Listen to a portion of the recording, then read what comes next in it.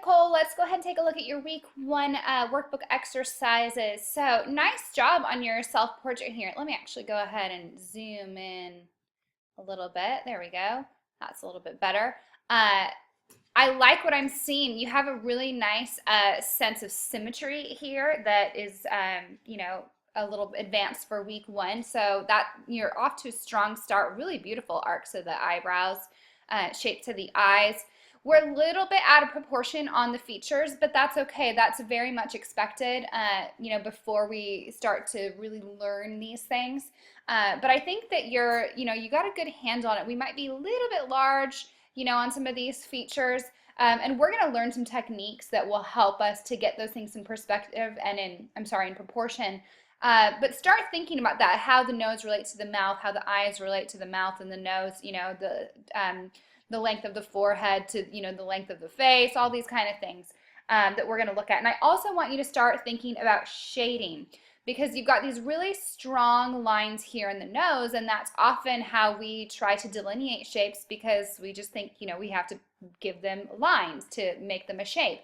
But I want you to start thinking about how sometimes it's those subtle shifts in light and shadow that will actually give us a more realistic appearance of a shape or of something, having depth. So like a nose, for example, think of that bridge of the nose, how it's just these kind of variations in highlights on the top of the nose and shadows on the sides that will give us the illusion of that being the nose protruding from the face. So off to a strong start. I'm excited to see where we go from there. With the hand, nice work. We've got actually pretty decent sense of proportion here. It probably would have been easier, and I know a lot of students do it in a fist, because they think it's going to be easier. But I'd really like to push you to, do hand, kind of face out or palm down or palm up, so that you can, really start to get a sense of proportion. So we would, want to measure from the wrist to the top of the palm, and then from the finger, how that varies and changes, and how, the palm is almost the same length as the fingers, or if yours fingers are longer, however it might be. We tend to, and we'll read about this week, we tend to kind of draw things in symbols that we learn as a child. So we learn how to draw fingers or eyes or nose, and then we kind of keep that that system that we learn as children going through adulthood. And instead of really focusing on perception, I like that you're already starting to think about, that there's these subtle lines and shadows in the hand. So let's kind of work on softening those up a bit.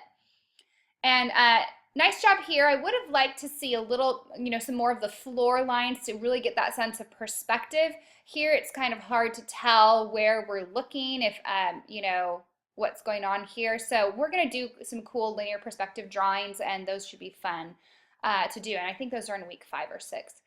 And then nice job here. This is just kind of a fun exercise looking at different, emotional line qualities. So overall, nice job. I'm looking forward to see what you do in the next 8 weeks.